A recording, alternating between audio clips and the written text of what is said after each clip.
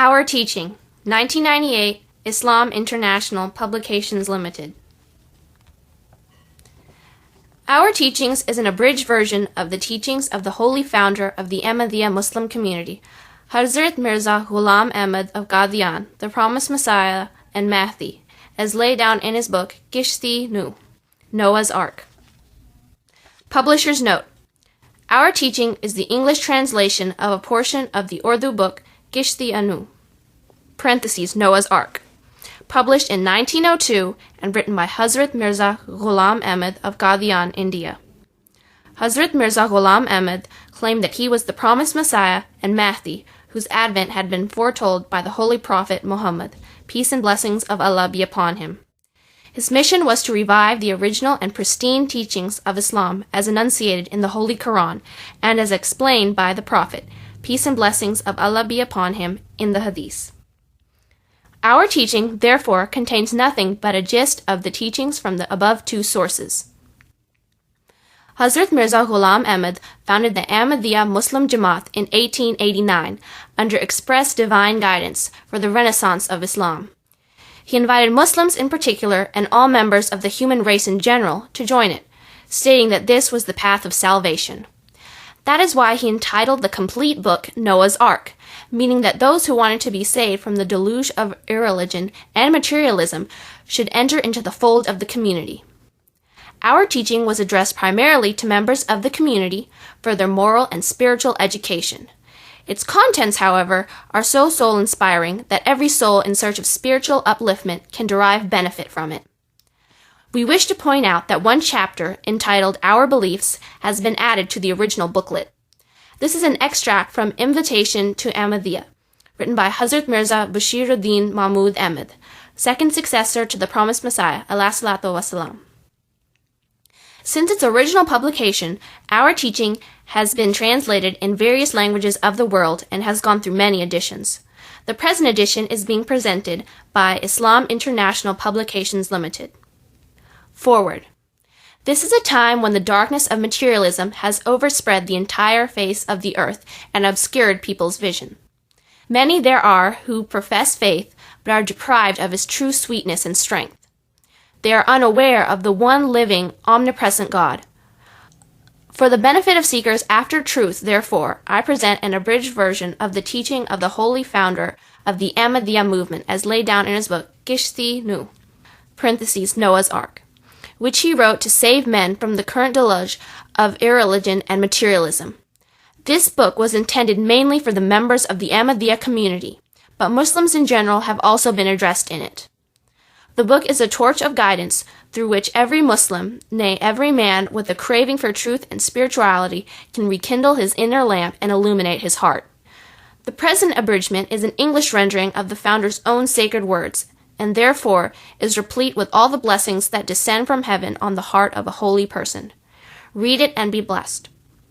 A list of words, mostly terms of Islamic theology, is added at the end with a brief explanation, which I hope will be of some facility to the foreign reader. Mirza Bashir Ahmed, Rabwa, September 22, 1958. Bismillahirrahmanirrahim. Nahmaduhu wa nusalli ala rasulihil kareem. Our Teachings. Let it be absolutely clear that a mere verbal pledge has no value if it is not supported by a genuine and firm resolve to live up to it in every way. Therefore, whoever fully lives up to my teachings, he alone enters that house of mine, with reference to which God Almighty has promised. Inni ohafazo kulla man fid dar. I shall myself protect all those who are in this house. It should not, however, be understood here that this divine protection is extended only to those living within the compass of my house, made of mud and bricks. The pledge also encompasses those who follow my teachings to the fullest extent and who, therefore, can truly be said to be the inmates of my spiritual house.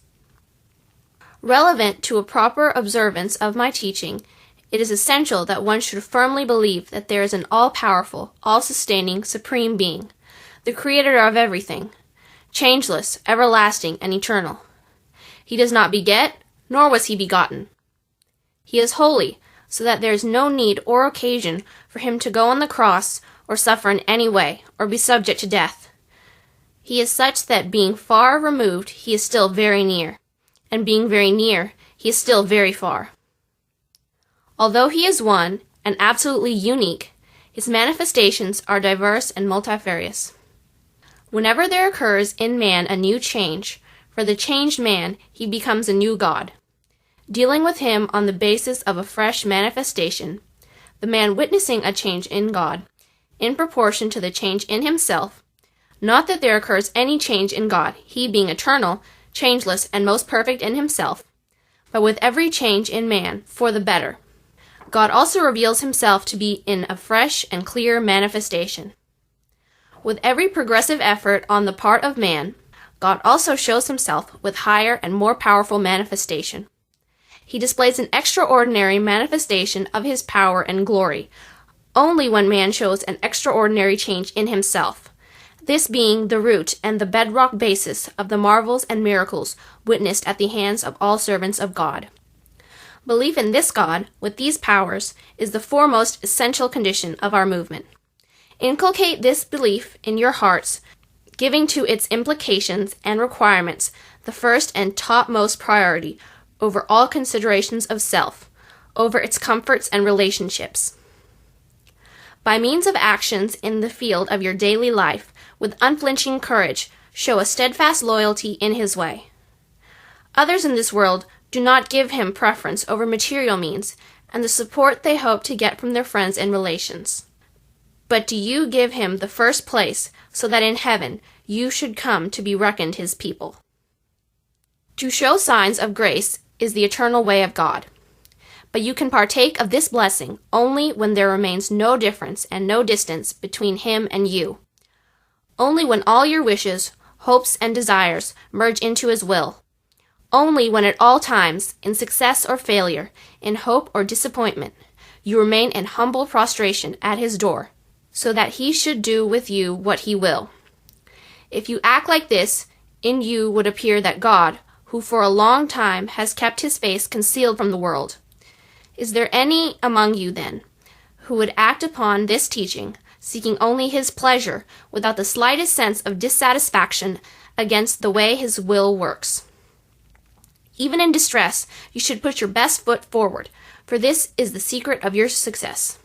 And you should strive to the utmost of your power to spread the idea of his singleness and unity all over the earth. Be kind and merciful to humanity, for all are his creatures. Do not oppress them with your tongue, or hands, or in any other way. Always work for the good of mankind. Never unduly assert yourselves with pride over others, even those who are placed under you. Never use abusive language for anyone, even though he abuses you. Be humble in spirit, kind and gentle, and forgiving, sympathetic towards all and wishing them well, so that you should be accepted. There are many who pretend to be kind, gentle, and forgiving, but inside they are wolves. There are many on outside who look pure, but in their hearts they are serpents. You cannot be accepted in the presence of the Lord unless you are pure, both on outside and inside. If you are big, have mercy for those who are small, not contempt. If you are wise and well-versed in learning, serve the ignorant with words of wisdom. Never desire to bring disgrace on their ignorance by trying to show off your own learning. If you are rich, instead of treating them with self-centered, disdainful pride, you should serve the poor. Beware of the paths of destruction. Fear the Lord. Be righteous. Do not fall in worship before the creation of God. Turn wholly and solely to him, so that you lose interest in this world.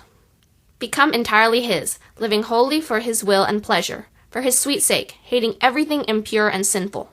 For indeed he is holy. Every morning should be a witness for you that you spent the night with righteousness, and every evening should be a witness for you that you went through the day with fear of God in your heart.